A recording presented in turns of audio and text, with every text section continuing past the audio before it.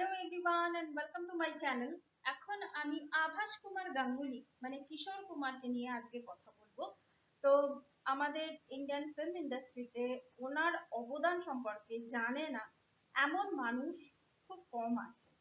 তো ওনার সম্বন্ধে বলার আগে একটু বলে দিই যে উনি যে কাজগুলো উনি করেছেন প্রফেশনাল লাইফে, যেমন উনি একাধারে যেমন ছিলেন playback singer, musician, actor, producer, director, screen play writer, এতগুলো কাজ উনি করেছিলেন।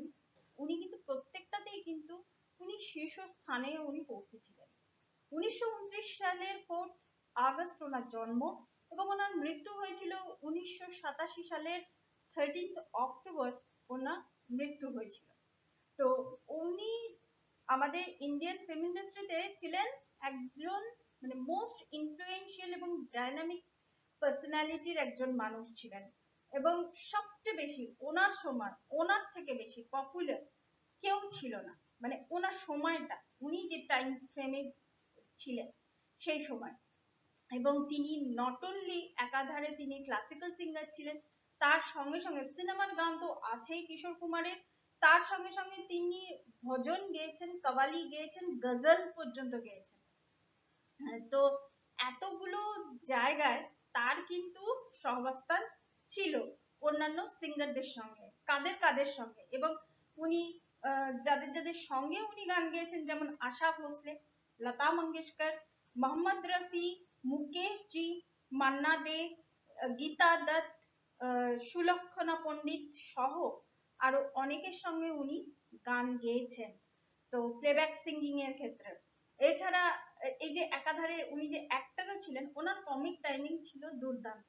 যেমন ওনার অভিনয় করা সিনেমার মধ্যে যে যে সিনেমাগুলো ছিল সেই সিনেমাগুলোর সম্বন্ধে বলার আগে আমরা একটু বিরতি নিয়ে ওনার জন্মস্থানটা কোথায় সেটার সম্বন্ধে একটু আমরা জেনে নিই। ওনার জন্মস্থান, উনি যেখানে জন্মেছিলেন গৌরীকুঞ্জ মধ্যপ্রদেশের একটি জায়গায়, যেখানে বাঙালি একজন ব্রাহ্মণ পরিবারে তার জন্ম হয়েছিল। কুঞ্জলাল গাঙ্গুলি একজন উকিল ছিলেন, তার স্ত্রী গৌরী দেবী, তাদের 4 সন্তান: অশোক কুমার, সতী দেবী, অনুপ কুমার এবং কিশোর কুমার। তো এই 4 জন সন্তানের মধ্যে অশোক কুমারকে আমরা সবাই জানি, তিনি মুম্বাই ফিল্ম ইন্ডাস্ট্রিতে দাদামণি নামে তিনি পরিচিত ছিলেন। এবং এরপর যদি আমরা আবার ওনার একটু ব্যক্তিগত জীবন নিয়ে যদি আমরা কথা বলি, তাহলে ব্যক্তিগত জীবন নিয়ে বলতে গেলে এখানে আপনারা যেমন দেখতে পাচ্ছেন যে ওনার যে দুটো সিনেমা খুব সাড়া ফেলেছিল, যেমন চলতি কা নাম গাড়ি এবং পড়োসন। এই পড়োসনের যে গানটা আছে না, মেরে সামনে वाली खिड़की में वो चांद का टुकड़ा रहता है, মানে দুর্দান্ত, মানে এখনকার দিনেও এই সময় দাঁড়িয়েও এটা মানে যথোপযুক্ত আর কি গান এই সময় দাঁড়িয়ে। তো চলতি কা নাম গাড়ি এই দুটো সিনেমা ব্লকবাস্টার হয়েছিল। তো চলতি কা নাম গাড়ির যিনি হিরোইন মধুবালা, তিনি কিন্তু ওনার যদি ব্যক্তিগত জীবনের কথা বলি, তিনি কিন্তু তার দ্বিতীয় স্ত্রী ছিলেন। তাহলে প্রথম স্ত্রী কারা ছিলেন সেগুলো আমরা তাহলে একটু দেখে নিই। তো এখানে আমরা ওনার 4 জন স্ত্রী ছিলেন। 4 জন স্ত্রীর ছবি একসঙ্গে কোলাজ করা আমি দেখলাম যে নেটে এটা অ্যাভেলেবেল আছে, আপনারা চাইলে এটাকে চেক করতে পারেন। যেমন ওনার প্রথম স্ত্রী ছিলেন রুমা গুহ ঠাকুরতা, সেকেন্ড ওয়াইফ দ্বিতীয় স্ত্রী ছিলেন মধুবালা, বিখ্যাত নায়িকা তিনি, এবং ওনার তৃতীয় স্ত্রী ছিলেন যোগিতা বালি এবং চতুর্থ স্ত্রী ছিলেন লীনা চন্দ্রভারকার। তো ওনার ব্যক্তিগত জীবন নিয়ে আমি কিন্তু এখানে কোনো কথা বলছি না, কারণ সেটা নিয়ে বলতে গেলে আরো বড় একটা ভিডিও কিন্তু হয়ে যাবে। আমি শুধু ওনার কর্ম নিয়ে আমি কথা বলবো।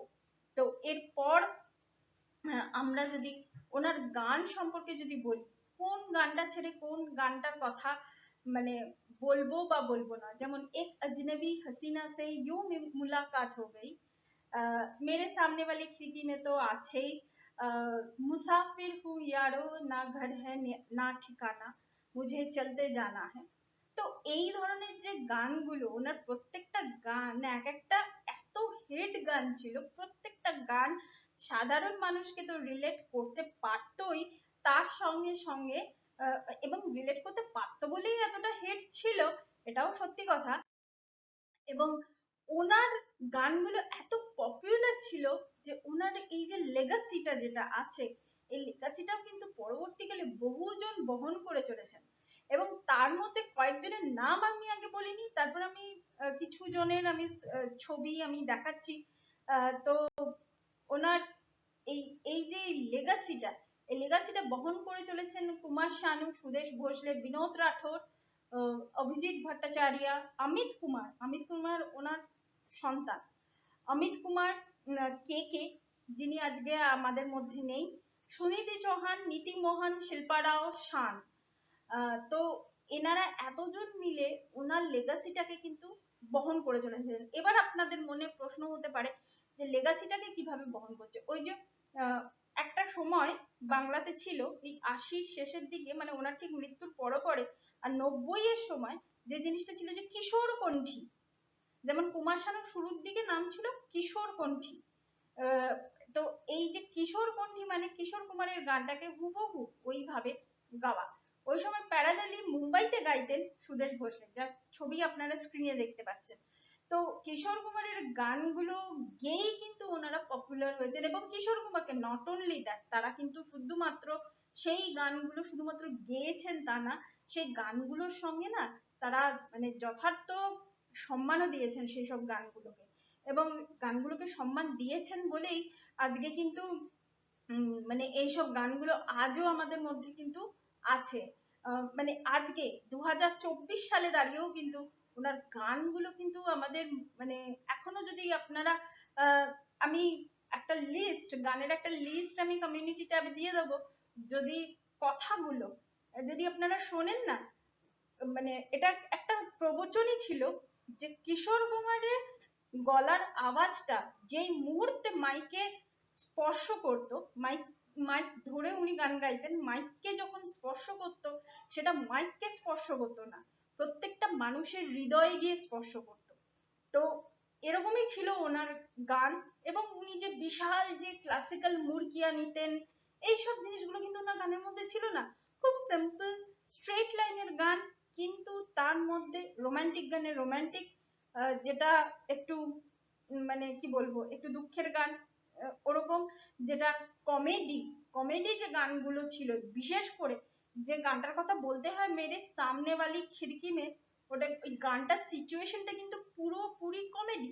তো সেই গানটা যেভাবে উনি গেয়েছেন আর যেভাবে পিকচারাইজড হয়েছে ওই সময়, মানে দ্যাটস অসম। একদিকে সুনীল দত্ত জি, কিশোর কুমার, ঠিক মাঝখানে একটা গলি, মানে পড়োসান মানে মাঝখানে গলি, এই পাশে জানলার ধারে ওনারা, আর উল্টো দিকে সায়রা মানু মানে যিনি হিরোইন ছিলেন তিনি।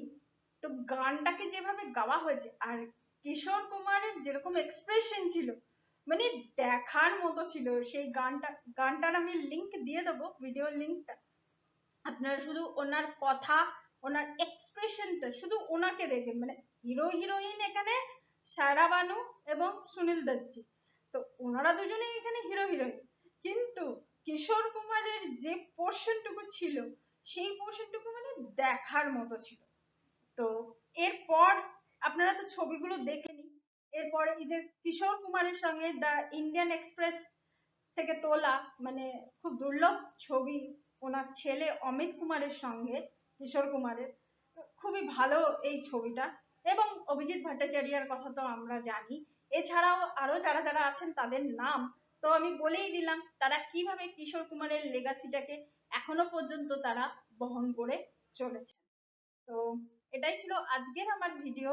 Thank you so much, that's all. Please keep watching and please subscribe my channel. Till then, goodbye.